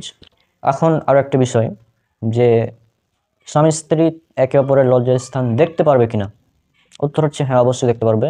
সূরা বাকারা সূরা নম্বর 2 আয়াত নম্বর 187 আল্লাহ সুবহানাহু ওয়া তাআলা বলেছেন যে তোমাদের স্বামী স্ত্রীর একে অপরের পোশাক। আর এছাড়াও সূরা মুমিনুন সূরা নম্বর 23 আয়াত 5 থেকে 7 এবং সূরা মাআরিজ সূরা নম্বর 77 আয়াত 29 থেকে 31 যে নিজ স্ত্রী এবং দাসী ব্যতীত অন্যদের নিকট নিজের লজ্জাস্থানকে হেফাজত করো। এছাড়াও মিসকাতে 3117 নম্বর হাদিসে এসেছে যে নিজ স্ত্রী এবং দাসী ছাড়া অন্যদের নিকট নিজের লজ্জাস্থানকে হেফাজত করো। নিজ স্ত্রীর সাথে যদি লজ্জাস্থানকে উন্মুক্ত করো সমস্যা নেই, স্বামী স্ত্রীর মাঝে কোনো ধরনের পর্দা নেই, কোনো সমস্যা নেই। এবং আরো একটি বিষয় এখানে উল্লেখ করে দিই, সহিহ বুখারী হাদিস নম্বর 263, এটা অনুযায়ী স্বামী স্ত্রী একসাথেই ফরজ গোসল করতে পারবে। আরো একটি বিষয়, সহিহ মুসলিম হাদিস নম্বর 1442, হাদিস একাডেমি 3456, ইসলামিক ফাউন্ডেশন নাম্বার হচ্ছে 3429, যে গর্ভাবস্থায় এবং স্তন্যদায়ী যখন শিশুকে যখন দুগ্ধ পান করাবে সেই সময় মানে সে টাইমে সহবাস করা যাবে কিনা? উত্তর হচ্ছে এক্ষেত্রে ডক্টরের পরামর্শ নিতে হবে। ডক্টর যদি বলে যে সহবাস করলে আপনার সন্তানের কোনো ক্ষতি হবে না এবং স্ত্রীরও কোনো কষ্ট হবে না, তাহলে করা যাবে, অন্যথায় না। এখানে আরও একটি বিষয় উল্লেখ করে দিই, যেগুলো বর্তমানে অনেকেই এই ধরনের প্রশ্নগুলো করে, যে স্বামী স্ত্রী তাদের যৌনাঙ্গ একে অপরের মুখ দ্বারা স্পর্শ করতে পারবে কিনা, মানে হাত দ্বারা স্পর্শ করতে পারবে কিনা। হাত দ্বারা স্পর্শ করতে পারবে, এতে কোনো সমস্যা নেই, বাম হাত দ্বারা কোনো সমস্যা নেই। তবে মুখ দ্বারা স্পর্শ করার ক্ষেত্রে ইখতিলাফ রয়েছে। অনেকে হারাম নাজায়েজ বলেছেন এবং অনেকে আছে, যেমন ইমাম শাফির একটা মত পাওয়া যায় যে, এবং ইমাম মালিকের, যে যদি নাপাকি না থাকে সে সময় কেবল মুখ দ্বারা লজ্জাস্থান চুম্বন করা যাবে, তবে মুখের ভেতরে নিয়ে মানে করা যাবে না। আশা করছি আপনারা বুঝতে পারছেন আমি কি বোঝাতে চাচ্ছি। আরও একটি বিষয় উল্লেখ করে দিই, যে স্বামী তার স্ত্রীর স্তন মুখে নিতে পারবে কিনা। এর উত্তর হচ্ছে হ্যাঁ, পারবে, কোনো সমস্যা নেই। আর এক্ষেত্রে অনেকে বলেছেন, যদি স্তন মুখে নেওয়ার সময়, উত্তেজিত অবস্থায় স্তন মুখে নেওয়ার সময় যদি স্ত্রীর দুধ মানে স্বামী খেয়ে ফেলে, যদি কিছুটা খেয়ে ফেলে, তাহলে কোনো সমস্যা নেই। কিন্তু এটা থেকে বিরত থাকাই ভালো, এবং এই কাজগুলো থেকে বিরত থাকাই ভালো, যে স্তন মুখে নেওয়া, তারপর লজ্জাস্থান মুখে নেওয়া, এই ধরনের কাজগুলো থেকে বিরত থাকাই উত্তম। তো আশা করছি আজকের ভিডিওর মাধ্যমে আপনারা জানতে পেরেছেন এই বিষয়গুলো। এই বিষয়গুলো অনেকে জানে না, এই জন্য আমি ভাবলাম যে যেহেতু আমার রিসার্চ এই বিষয়ে রয়েছে, তা আমি এগুলো বলে দিলাম। তো আশা করছি আপনারা এই বিষয়গুলো মাথায় রাখবেন। মূল হচ্ছে সহবাসের পূর্বে যে দোয়াটা আছে সেটা অবশ্যই করা লাগবে। তারপর স্ত্রীর লজ্জাস্থান যেটা যোনিপথ, সেটা ছাড়া অন্য কোনো জায়গায় ব্যবহার না করাই উত্তম, যাবে না। এবং মলদ্বারের সঙ্গম করা একেবারে নিষিদ্ধ, হারাম, এবং কুফরের ফতোয়া পর্যন্ত চলে এসেছে এটার জন্য।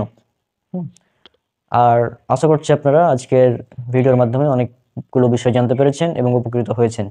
তো আজকে বিদায় করব ওয়ালিমা সম্পর্কে, যেটাকে আমাদের ভাষায়, আমাদের গ্রামের ভাষায় বা বলা হয় বউ ভাত। ওয়ালিমা এটা করা হচ্ছে ওয়াজিব। আল্লামা নাসিরউদ্দিন আলবানী রাহিমাহুল্লাহ তার বই আদাবুজ জিফাফ বা ভাষ্যরাতের আদর্শ, এই বইয়ের মাসালা নাম্বার 24-এ ওয়ালিমা করাকে ওয়াজিব বলেছেন। এছাড়াও আল্লাহ রসুল সাল্লাল্লাহু সাল্লামের একটি হাদিস উল্লেখ করা আছে সহিহ বুখারীতে, হাদিস নাম্বার 5167, যে ওয়ালিমা করো একটি বকরি দিয়ে হলেও। তারপর আদাবুজ জিফাফ এর 24 নম্বর মাসালায় আলী রাদিয়াল্লাহু আনহু যখন ফাতিমা রাদিয়াল্লাহু আনহাকে বিয়ের প্রস্তাব দেন, তখন আল্লাহ রসুল বলেন বউয়ের জন্য কিন্তু অবশ্যই ওয়ালিমা হতে হবে। এটার দিয়ে এবং বেশ কিছু দলিল দিয়ে আল্লামা নাসিরউদ্দিন আলবানী রাহিমাহুল্লাহ এটাকে ওয়াজিব বলেছেন, ওয়ালিমা করাটা। রাসূল সাল্লাল্লাহু আলাইহি ওয়াসাল্লাম যখন জয়নব রাদিয়াল্লাহু আনহাকে বিয়ে করেন, তখন তিনি যত বড় ওয়ালিমা করেছেন, এত বড় ওয়ালিমা তিনি অন্য কোনো স্ত্রীর বেলায় করেননি। মিসকাত হাদিস নাম্বার 3211, সহিহ বুখারী হাদিস নাম্বার 5168, এবং সুনান ইবনে মাজাহ হাদিস নাম্বার 1908, আবু দাউদ হাদিস নাম্বার 3743। এই হাদিসটি লক্ষ্য করুন। আনাস রাদিয়াল্লাহু আনহু হতে বর্ণিত, তিনি বলেন রাসূলুল্লাহ সাল্লাল্লাহু আলাইহি ওয়াসাল্লাম জয়নাব বিনতু জাহাস রাদিয়াল্লাহু আনহু এর বিয়েতে যত বড় আয়োজনে ওয়ালিমা করেন, আর অন্য কোনো স্ত্রীর বিয়েতে তা করেননি। এতে তিনি সাল্লাল্লাহু আলাইহি ওয়াসাল্লাম এক বকরি দ্বারা ওয়ালিমা করেছেন। তাহলে বোঝা গেল ওয়ালিমা আমাদের করতে হবে, এটা হচ্ছে ওয়াজিব। এরপর ওয়ালিমাতে দাওয়াত কাদেরকে দিবেন? ওয়ালিমাকে দাওয়াত দিতে হবে গরিবদের এবং ধনীদেরকেও দাওয়াত দিতে হবে, তবে সৎ ব্যক্তিদের। যদি আপনারা পড়েন মিসকাত হাদিস নাম্বার 5018, সাইদ রাদিয়াল্লাহু আনহু হতে বর্ণিত, তিনি নবী সাল্লাল্লাহু আলাইহি ওয়াসাল্লামকে বলতে শুনেছেন, তিনি বলেন মুমিন ব্যতীত অন্য কাউকে বন্ধু বানাবে না, এবং তোমার খাদ্য আল্লাহ ভীরু লোক ছাড়া যেন কেউ না খায়। এই হাদিসটি তিরমিজি 2395, আবু দাউদ 4832 সে উল্লেখ করা আছে। এবং এই ওয়ালিমার অনুষ্ঠানটা করতে হবে বাসরের পর বা সহবাসের পর। সহিহ বুখারী হাদিস নম্বর 5166। আর ওয়ালিমার দাওয়াত যদি কেউ দেয়, তাহলে অবশ্যই দাওয়াত গ্রহণ করতে হবে। সহিহ বুখারী 5173, কেউ যদি ওয়ালিমার দাওয়াত দেয় তাহলে সে দাওয়াত গ্রহণ করতে হবে। সহিহ বুখারী হাদিস নাম্বার 5177, এই হাদিসটি লক্ষ্য করুন। আবু হুরায়রা রাদিয়াল্লাহু আনহু হতে বর্ণিত, তিনি বলেন, যে ওলিমায় কেবল ধনীদেরকে দাওয়াত দেওয়া হয় এবং গরিবদেরকে দাওয়াত করা হয় না, সে ওলিমা সবচেয়ে নিকৃষ্ট। যে ব্যক্তি দাওয়াত কবুল করে না, সে আল্লাহ ও তার রাসূল সাল্লাল্লাহু আলাইহি সাল্লামের সঙ্গে অবাধ্যতা করে। আমরা বুঝলাম বিয়েতে এই ওয়ালিমার ক্ষেত্রে দাওয়াত দিতে হবে ধনী গরিব উভয়কেই। শুধুমাত্র ধনীদেরকে যদি দাওয়াত দেওয়া হয়, তাহলে আমাদের সমাজে দেখা যায় যে অভিভাবকের দৃষ্টি থাকে মানে উপহারের দিকে, অথচ এই উপহার নেওয়া এটা হচ্ছে সুন্নাত না, এটা সুন্নাত বিরোধী কাজ। উপহার গ্রহণ করা, উপহার দেওয়া নেওয়া করা, এগুলো হচ্ছে সুন্নাত বিরোধী কাজ। তাই এই ওয়ালিমার ক্ষেত্রে দাওয়াত দিতে হবে উভয়কে, ধনী গরিব সবাইকে দাওয়াত দিতে হবে। আর এই উপহারের নামে যে অপসংস্কৃতি চলে, হ্যাঁ, হোটেল ব্যবসা যেটা চলে আর কি, এটা করা যাবে না। আমাদের সমাজে দেখা যায় যে অলিমার দাওয়াতে, অলিমা করাটা তো ওয়াজিব, কিন্তু এই দাওয়াতে আবার কি করে যে একটা টেবিল নিয়ে বসে গেল, দিয়ে তখন কে কি উপহার দিল এগুলো কালেকশন করে, এগুলো করা যাবে না। আর অলিমার ক্ষেত্রে আরও একটি বিষয় খেয়াল রাখতে হবে, পর্দার বিষয়টা। আমাদের সমাজে অলিমার ক্ষেত্রে অনেকে দেখা যায় নারী পুরুষ একাকার হয়ে তাদেরকে খেতে দেওয়া হয়, কিন্তু এটা সঠিক না।